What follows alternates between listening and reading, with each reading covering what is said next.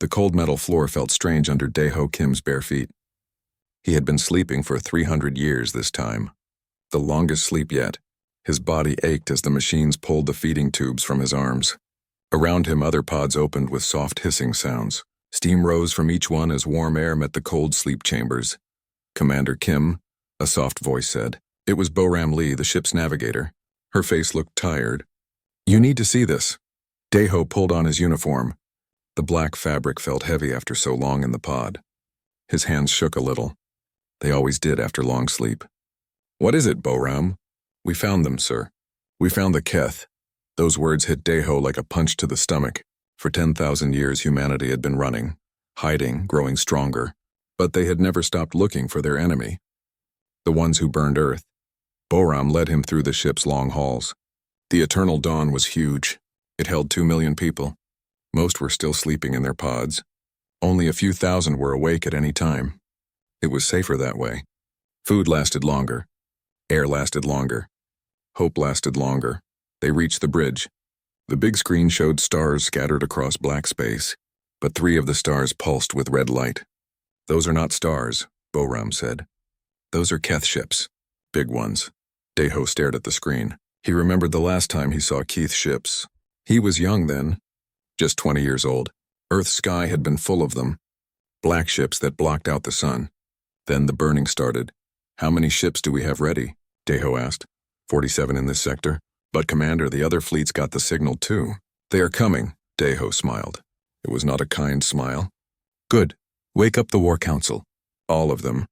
2 hours later, the ship's main meeting room was full. Taman Park sat at the big table. He was young, maybe 30. His great-grandparents had fled Earth when it burned. But he had trained his whole life for this moment. His fingers moved quickly over a tablet, checking weapon systems. Hyejin Choi was there too. She took care of the ship's medical systems. But she also studied genetics. She had been working on something special, something to make humans stronger, faster, better at fighting. "Report," Dae-ho said as he sat down. Taman spoke first. "All weapons are ready, sir. The new plasma cannons work perfectly. The shield generators are at full power. We also have the new fighters ready." "They are fast." "Really fast. How fast?" Dae-ho asked. "They can move at light speed for short bursts. The Keth have never seen anything like them." Hyejin cleared her throat. "Sir, I have news about the enhancement program. It works. We tested it on volunteers. Their reflexes are 3 times faster now. They are stronger too." "Much stronger," Dae-ho nodded. "How many can we enhance?" "All the pilots and soldiers, sir. Maybe 5,000 people." "Do it. Start now." Boram pulled up new pictures on the main screen. "Sir, we have been watching the Keth ships for 6 hours. They move in old patterns, the same patterns they used 10,000 years ago. They have not learned anything new." "But we have," Dae-ho said. He stood up and walked to a wall panel. He pressed his hand against it. The panel glowed blue, then opened. Inside was a crystal the size of his fist. It pulsed with soft light. "This is why we fight," he said. "This crystal holds the memories of 10 billion humans who died when Earth burned.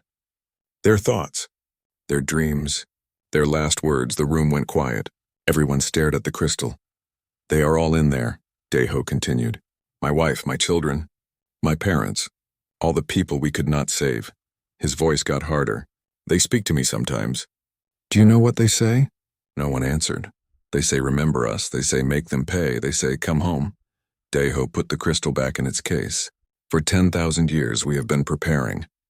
We have built better ships, better weapons. We have made ourselves into something the Keth cannot imagine. We are not the same humans who ran from Earth." Taman raised his hand. "Sir, what about the other human fleets? When will they get here?" "Soon. Fleet Admiral Chang-ho Lim is bringing the warships from the Alpha Sector. Admiral In-ho Choi has the heavy cruisers from Beta Sector. In 3 days we will have over 200 ships here." "Will that be enough?" Hyejin asked. Dae-ho looked at each person in the room. "It will have to be. This is what we trained for, what we lived for. The Keth think we are dead, gone, forgotten. They are about to learn how wrong they are." Boram touched her tablet. New information appeared on the screen. "Sir, we are getting signals from the other sleeping ships. They are waking up their people too. Captain Dong-hyun Lee reports that his scout ships are already moving toward Keth space." "Good. What about weapons testing?" Taman smiled. We tested the new quantum bombs yesterday. They worked better than we hoped. One bomb can destroy a ship the size of a city. And the Keth shields? Our new weapons go right through them. They designed their shields to stop old human weapons. But we do not use old weapons anymore. Deho sat back down. I want battle plans ready in 12 hours. I want every ship checked and ready to fight. I want every pilot enhanced and trained on the new systems. He paused. Most importantly, I want everyone to remember why we are here. As the meeting ended, people began to leave. But Boram stayed behind. Sir, are you sure about this? The Keth Empire is huge. They have thousands of worlds. Millions of ships. Deho looked at her. His eyes were hard like steel. Boram, do you know what the difference is between them and us? No, sir. They forgot about us. But we never forgot about them. They stopped growing. We kept learning. They became soft. We became hard. He stood up. They think they won the war 10,000 years ago. But that was not a war. That was just the beginning. The eternal dawn hummed with activity as people woke up from their long sleep. Soon the ship would join the greatest fleet humanity had ever built. And then they would go home. They would go back to Earth. But first they would make the Keth pay for what they had done. The space around them twisted and bent. Colors that had no names flashed outside the ship's windows. Then everything went quiet. The Eternal Dawn and 50 other human ships appeared at the edge of Keth space like ghosts coming back from the dead. Jae-won Song stood in the engineering section, watching his screens. Numbers scrolled past faster than most people could read. But Jae-won was not most people. His brain had been enhanced like the others. He could process information 10 times faster than a normal human. All ships report successful jump, he announced over the communication system. No damage. All weapons online. Commander Dae-ho Kim's voice crackled through the speakers. Good work, Jae-won. Begin long-range scans. I want to know everything about this system. The scan results came back quickly. Jae-won frowned as he read them. Commander, you need to see this. Minutes later, Dae-ho arrived in engineering with the others. Sun Mi-yoon was with him. She was small and quiet, but her mind was sharp like a blade. She had spent years studying everything they could find about the Keth. Old battle records, broken pieces of their ships, even DNA samples from Keth soldiers who died in the First War. What do you see? Dae-ho asked. Jae-won pointed to his biggest screen. It showed a map of the star system. 12 planets. 4 of them have cities on them. But look at this. The image zoomed in on one of the planets. Those are factories, huge ones. They are making ships, and how many ships? Sunmi asked. About 50 new ones every month. But here is the strange part. The designs have not changed in thousands of years. They are still making the same ships they used to burn Earth. Sunmi leaned closer to the screen. That matches what I learned from the old records. The Keth do not change. They do not grow. When they find something that works, they keep using it forever. Kyung-soo Han spoke up from behind them. He was a big man with scars on his arms. A soldier. He commanded the Marines who would fight on enemy ships and planets. That makes them predictable. We can plan for their moves. Yes, Sunmi said. But it also makes them dangerous in other ways. They have had 10,000 years to build more ships, more weapons, more soldiers. Dae-ho studied the scan data. What about their technology? Are they still using the same weapons too? Mostly yes, Jae-won answered. But we found something interesting. They have been taking technology from other species. Look at this. He showed them scans of Keth ships. See these weapon systems? They did not make them. Someone else did. Who? Dae-ho asked. Sunmi pulled up new files on another screen. We think they conquered other planets. Other species. Then they stole their technology and made it their own. The room went quiet. Everyone understood what that meant. How many species? Kyung-soo asked. We are not sure. Maybe dozens. Maybe hundreds. Mi-young-jang entered the room carrying a tablet. She was the ship's weapons expert. Her job was to design new ways to fight the Keth. Commander, I finished testing the new weapons. You will want to hear this. Go ahead, Dae-ho said. The quantum disruptors work perfectly. Keth shields cannot stop them. The temporal mines are ready too. We can place them anywhere in space and time. When Keth ships get close, the mines will explode in the past, present, and future all at once. Kyung-soo smiled. That will confuse them. But the best weapon is still us, Mi-young continued. Humans adapt, we learn. We change our tactics when something does not work. The Keth do not, Sunmi nodded. I have been studying their battle records. In 10,000 years of fighting, they have used the same strategies over and over. Line up their ships, fire their big guns, try to overwhelm the enemy with numbers. What if the enemy does not fight the way they expect? Taeho asked. Then they lose, Sunmi said simply. Jaewon's screen beeped. Commander, we are getting new readings. Something big is moving toward us. The main display showed space around their fleet. A massive object was approaching from deeper in the system. It was the size of a small moon, but it moved too fast to be a planet. Keth battleship, Sunmi said. Her voice was calm, but her hands were shaking. I have seen pictures of them in the old records. This one is bigger than anything they had during the Earth War. How much bigger? Taeho asked. That ship could hold 1 million soldiers. Its main gun could destroy a planet. Kyungsoo checked his weapons. How many Marines do we have ready? 5,000 across all ships, Taeho answered. All enhanced. All trained for ship-to-ship combat. That will not be enough to capture something that big. We are not going to capture it, Mi-young said. She was working on her tablet, entering new commands. We are going to test our new weapons on it. The massive Keth ship kept coming closer. It did not try to hide. It did not change course. It just moved straight toward the human fleet like a mountain rolling through space. Typical Keth behavior, Sunmi observed. They always attack the same way. Straightforward, no tricks, no surprises. That makes them easy targets, Mi-young said. She looked at Taeho. Commander, I recommend we let them get closer. Then hit them with everything at once. How close?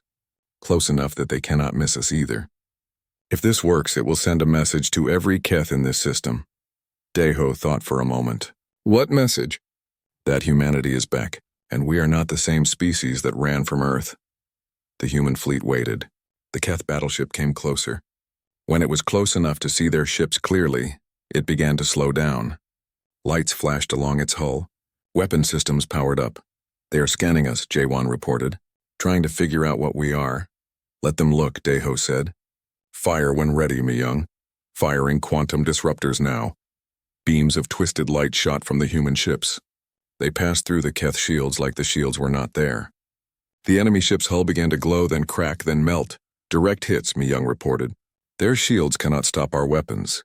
Deploy temporal mines, Taeho ordered. Invisible mines appeared around the Keth ship. They exploded in flashes of light that hurt to look at. Each explosion happened in multiple time streams at once. The Keth ship was hit by weapons that had been fired in the past, present, and future. The massive battleship began to break apart. Pieces of metal the size of buildings floated away into space. Emergency lights flashed along what was left of the hull. They are trying to send a message, Jaewon said. Should I block it? No, Taeho said. Let them tell their friends what happened here. Let them know that the humans have returned. The Keth ship exploded in a ball of fire that lit up the whole star system. When the light faded, nothing was left but debris. That, said Kyungsoo, was a good start. Admiral Chang-ho Lim stood on the bridge of his flagship, the Vengeful Star. Through the big windows, he could see the Keth industrial world called Morthak, spinning slowly in space below. The planet's surface was covered with factories and mining operations. Millions of workers moved like ants between the buildings. All ships report ready, announced Yoon Seo Kim from her communications station. She was young but skilled at her job. She could speak 12 different alien languages and crack most enemy codes. The attack fleets at the other 2 planets are also in position. Chang-ho nodded. This was the plan. Hit 3 Keth worlds at the same time. Show them that humanity was not just back, but back in force. Begin the assault. Light filled space as 200 human ships opened fire at once. Their weapons were invisible to most sensors, but their effects were not. Keth factories exploded. Mining equipment melted. Defense stations simply disappeared. Enemy ships launching, reported Captain Dong-hyun Lee from his scout ship. He had been watching Morthak for 3 days, learning its defenses. I count about 30 ships. Old designs. Moving in formation, Chang-ho smiled. Same tactics they used 10,000 years ago. Hyun Seo, send them our message. Hyun Seo's fingers moved over her controls. She broadcast on all Keth communication frequencies at once. The message was simple, spoken in the old Keth language that humans had learned from captured records. This is Admiral Chang-ho Lim of the Human Defense Fleet. We are the children of Earth. We have returned to collect what you owe us. Surrender now and you will be treated fairly. Continue to fight, and you will share the fate of your homeworld. The response came quickly. The Keth did not use words. They fired their weapons. Typical, said Ji-Hai Park from her station. She was the ship's expert on alien psychology. She had studied how different species thought and fought. They cannot imagine that anyone would dare attack them. In their minds, they are still the masters of the galaxy. The battle did not last long. Keth weapons bounced off human shields like rocks thrown at a mountain. Human weapons cut through Keth armor like it was made of paper. In 20 minutes, all 30 enemy ships were destroyed or disabled. Admiral, Yun Seo said, I am getting communications from the other attack sites. Both assaults were successful. The Keth lost over 100 ships total. Good. What about prisoners? Captain Dong Hyun's teams captured several Keth commanders. They are being brought up for questioning now. Chang Ho turned to Ji-Hai. Are you ready to talk to them? Yes, sir. But I should warn you, Keth minds work differently than human minds. They do not understand concepts like mercy or surrender. To them, there are only masters and slaves. The first Keth prisoner was brought to the interrogation room an hour later. It was tall and thin, with gray skin and large black eyes. Mechanical implants covered parts of its body. Wires ran from these implants into its skull. Ji-Hai sat across from it at a metal table. Do you understand me? She asked in the Keth language. The alien looked at her with no expression. You are the extinct species, the one from the small blue world. We are humans, and we are not extinct. Impossible. We cleansed your world 10,000 years ago. Nothing survived. Ji-Hai leaned forward. Many things survived. We survived. Our anger survived. Our memory survived. For the first time, the Keth showed emotion. Its eyes widened. How many of you are there? More than you can imagine. We have been growing, learning, preparing.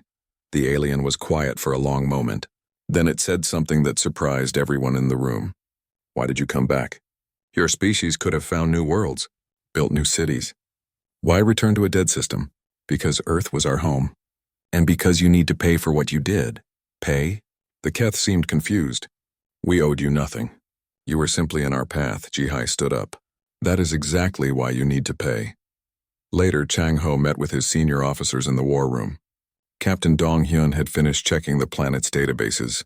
What he found changed everything. Admiral, the Keth have detailed records of what they did to Earth. Everything is here. Population counts before the attack. Resource surveys. Even videos of the burning. Show me, Chang Ho said. The main screen filled with images from 10,000 years ago. Earth as it used to be. Blue oceans. Green forests. Cities full of people. Then the images changed. Keth ships filled the sky. Weapons fired down from orbit. The oceans began to boil. The forest caught fire. The cities turned to glass. They kept it all. Dong Hyun continued. Like a trophy collection. But that is not the worst part. What is the worst part? They did the same thing to 47 other worlds. 47 other species. All dead, all recorded. All kept as trophies. The room went silent. Everyone stared at the screen showing world after world burning under Keth weapons. Where are these worlds now? Chang Ho asked. Yun Seo checked her data.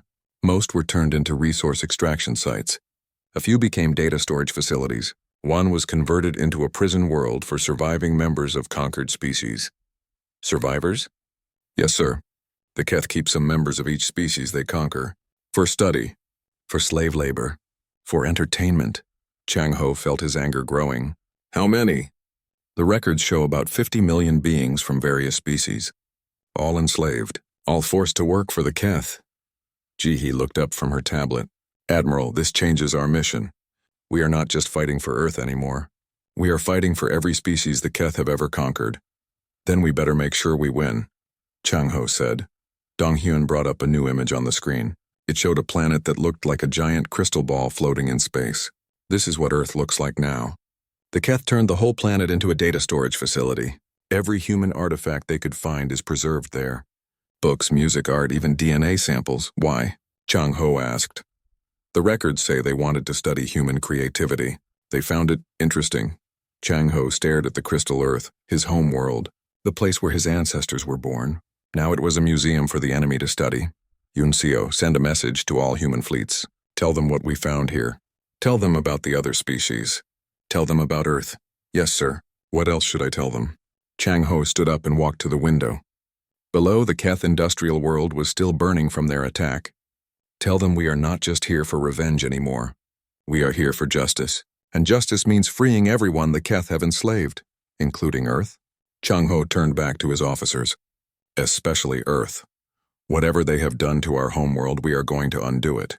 We are going to bring Earth back to life. How do we do that? Ji-hai asked. First we free the prisoners, then we take apart the Keth Empire piece by piece. And then... Chang-ho looked at the image of Crystal Earth one more time. Then we go home. Supreme Commander In-ho Choi stood in the command center of the massive battleship Final Judgment. Around him, dozens of screens showed star maps, battle reports, and casualty lists. The numbers were getting worse every day. Sir called Yejin-ko from her station. She was in charge of coordinating the refugee fleets that followed behind the warships. We have a problem. The Keth just used planet killers on 3 of our colony worlds. In-ho felt his heart sink. How many people? New Geneva had 2 billion residents. Kepler Station had 500 million. Haven Colony had 800 million. Yejin's voice was steady, but her hands shook as she spoke. All gone, sir. The Keith weapons turned the planets into dust. The command center went quiet. 3.5 billion people. Dead in one day. Why? Asked Seok Jin-woo from his pilot's chair. He was the best fighter pilot in the human fleet. His squadron had shot down over 1,000 Keth ships. Why kill civilians? They were not fighting anyone. In-ho looked at the tactical display. Because the Keth finally understand what we are capable of. They know they cannot beat us in straight combat anymore. So they are trying to make us stop by killing everyone we care about. Na Yun-shin looked up from her computer terminal. She was young, maybe 25, but she was a genius with artificial intelligence systems. She had designed many of the computer programs that helped human ships fight so effectively. Sir, I have been analyzing Keth communication intercepts. Their leadership is panicking. They never expected us to be this strong. They thought we would still be using the same technology we had 10,000 years ago. What are they saying exactly? In-ho asked. They keep talking about how we are not supposed to exist, how we should have stayed dead. They are calling emergency meetings across their entire empire. Seok Jin stood up from his chair. Good, let them panic. Let them understand what it feels like to be afraid. But they are not just panicking, Na-yun continued. They are also getting desperate. The planet killer attacks are just the beginning. Intelligence reports say they are activating ancient weapon systems that have been dormant for thousands of years. In-ho studied the star charts. The Keith Empire was huge. Hundreds of star systems, thousands of worlds, millions of ships. Even with all their victories, humanity was still badly outnumbered. What do our losses look like? He asked. Yejin checked her reports. We have lost 47 ships in the last month. Most were destroyed covering the evacuation of the colony worlds. We saved about 60% of the civilians. That means 40% died. Yes, sir. In-ho closed his eyes. 2 billion people from New Geneva alone. Men, women, children. Families who had built new lives after their ancestors fled the burning earth. Now they were all dead because the Keth refused to accept that humans had the right to exist. Sir, Seok Jin said, my pilots are asking for permission to strike back at Keth civilian targets. They want to make them pay for what happened to New Geneva. No, In-ho said firmly. We do not kill civilians. That is what makes us different from them. But sir, I said no. In-ho turned to face the pilot. The moment we start acting like the Keth, we become no better than they are. We fight military targets only. Na-yun raised her hand. Sir, I might have found another way to hurt them. My analysis of their communication networks shows something interesting. Go on. The Keth Empire is not as united as it appears. There are factions, groups that disagree with each other. Some of them think the war against humanity is a mistake. How do you know this? Intercepted messages between their commanders. Some Keth generals are saying that humanity should be offered a peace treaty. They want to end the war before more of their ships are destroyed. In-ho thought about this. What do the other factions want? Total war. They want to use every weapon they have to wipe out humanity completely. They say that allowing any humans to survive was their mistake 10,000 years ago. Yejin looked up from her console. Sir, we are getting reports from the forward scouts. The Keth are moving massive fleets toward our remaining colony worlds. It looks like they have chosen total war. How massive? Over 3,000 ships in each fleet. They are bringing everything they have. Seok Jin whistled. That is 10 times bigger than anything we have fought so far. Can we evacuate the colonies in time? In-ho asked. Maybe, Yejin said. But we would have to abandon most of our equipment and supplies. The people would survive, but we would lose years of preparation for the main assault on Keth space. In-ho walked to the big window that looked out into space. Hundreds of human ships moved in formation around his flagship. Each ship represented thousands of people, soldiers, engineers, medics, pilots, all of them depending on his decisions. Naeon, what would happen if we used our new superweapons against their fleets? The Worldbreaker array could destroy all 3,000 ships at once, but we only have enough power for one shot. After that, we would need months to recharge. And if we use it now, we will not have it when we assault their homeworld. Correct, sir. In-ho thought about the choices. Save the colonies and lose the war, or sacrifice the colonies and keep the weapon that could end everything. There is another option, Seokjin said quietly. We could split our forces. Send half to defend the colonies. Use the other half to continue attacking Keth military targets. That would weaken both forces, Yejin pointed out. We might not be able to save the colonies or continue the offensive, but we would still be fighting on two fronts. The Keith would have to divide their attention too. Naeun looked up from her computers. Actually, that might work. My analysis shows that the Keth have trouble coordinating multiple operations at the same time. Their command structure is too rigid. In-ho made his decision. We split the fleet. Yejin, you take 200 ships and evacuate as many colonies as you can. Fight delaying actions against their fleets. Make them work for every victory. Yes, sir. Seokjin, you take your fighter squadrons and hit their supply lines. I want their reinforcement fleets to arrive hungry and low on fuel. Understood. Naeun, I want you to work on something special. If the Keth want total war, then let us give them total war. But our way, what do you want me to do? In-ho looked out at the stars. Somewhere out there was Earth, still a crystal prison built from the bones of his homeworld, still waiting for its children to come home. I want you to find a way to turn their own weapons against them. Every species they conquered had technology. Every world they destroyed had knowledge. All of that information is stored in their databases. You want me to hack their systems? I want you to wake up every piece of stolen technology they have ever used. I want the ghosts of 47 dead civilizations to rise up and fight alongside us. Naeun smiled. It was not a nice smile. That is possible. It would take time, but it is possible. How much time? Maybe 3 months. Maybe 4. You have 2 months, In-ho said. After that, we attack their homeworld with everything we have left. As his officers began preparing for their missions, In-ho stayed at the window. The stars looked the same as they had 10,000 years ago when his ancestors fled the burning earth. But everything else had changed.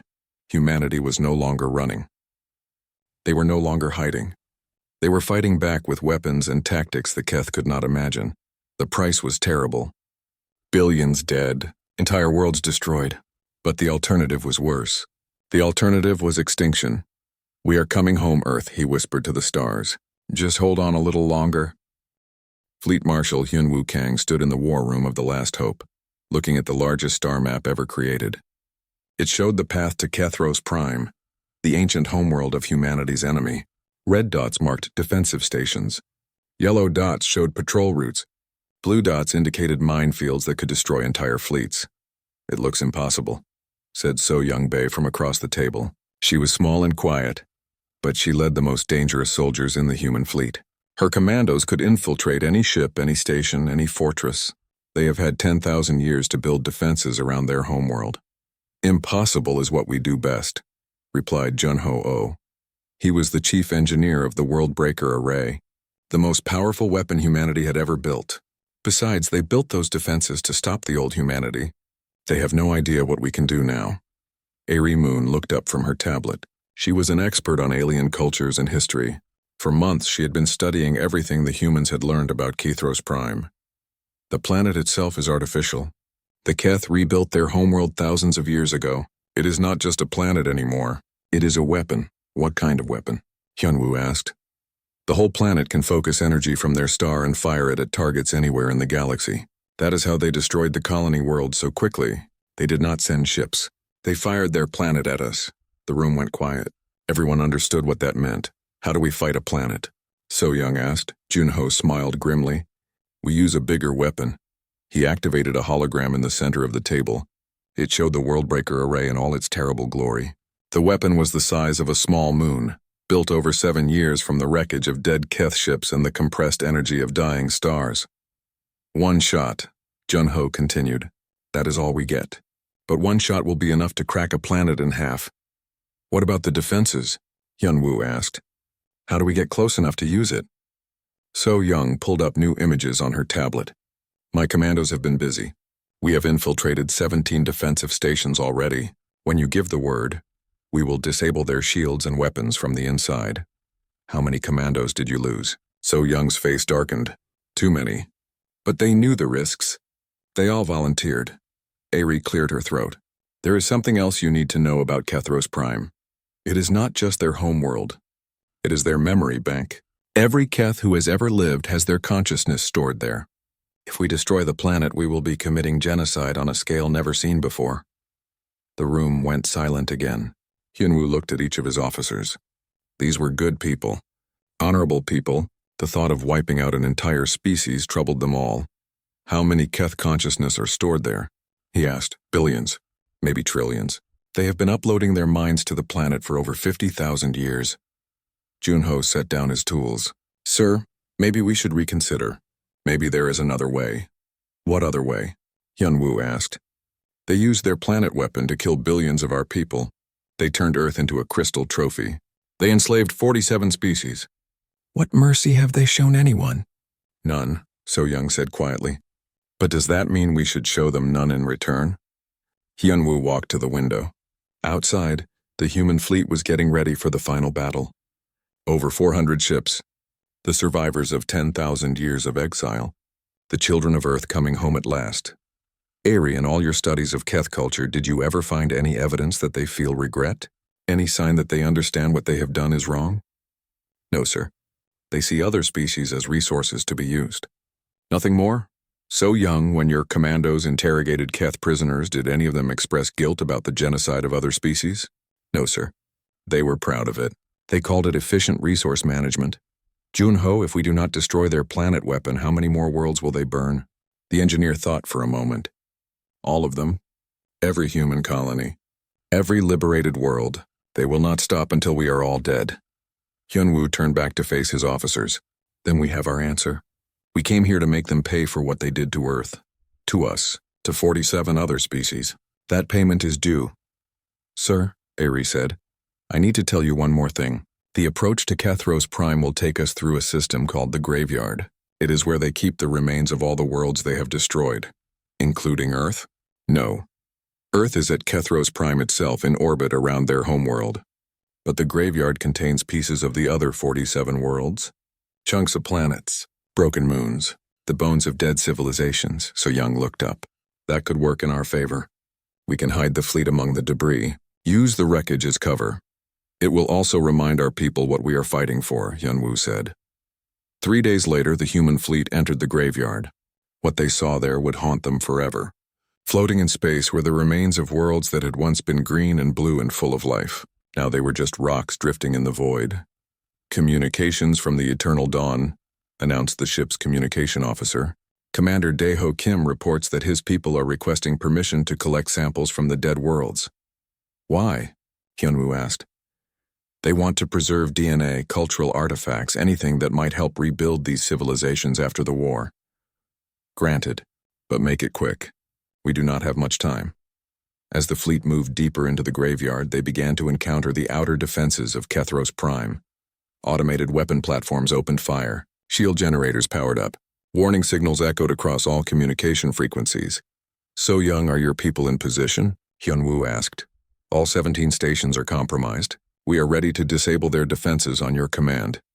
Jun-Ho, how long until the Worldbreaker array is ready to fire? 6 hours, sir. We need to get closer to the planet for maximum effect. The fighting began as human ships engaged the outer defense grid. Keth weapons were powerful, but they were also predictable.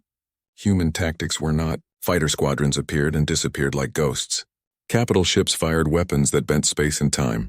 The ancient Keth defenses, built to fight wars from thousands of years ago, could not adapt. Breakthrough at Sector 7, reported the tactical officer. Enemy defense line is collapsing. All ships advance. Keep pressure on all fronts. As they pushed deeper toward Kethros Prime, Hyun-Woo got his first clear look at the enemy homeworld. It was beautiful in a terrible way. The whole planet glowed with artificial light. Cities covered every surface. Space elevators reached up into orbit like silver threads, and there, floating above the planet like a small moon, was Earth. Still transformed into a crystal sphere, but unmistakably the homeworld of humanity. There she is, Hyunwoo whispered. There is Earth. The final battle was about to begin. Hundreds of human ships against the most defended planet in the galaxy. The Worldbreaker array against a weapon that could destroy stars. Everything would be decided in the next few hours. Either humanity would go home at last or they would die trying. All ships, Hyunwoo announced over the fleet communication system. This is what we came for. This is what 10,000 years of preparation has led to. Today we settle the debt. Today we make them pay for what they did to our world. Today we bring our children home. The human fleet charged toward Kethros Prime like an arrow aimed at the heart of the enemy. Behind them, the ghosts of 47 dead worlds seemed to follow, demanding justice at last.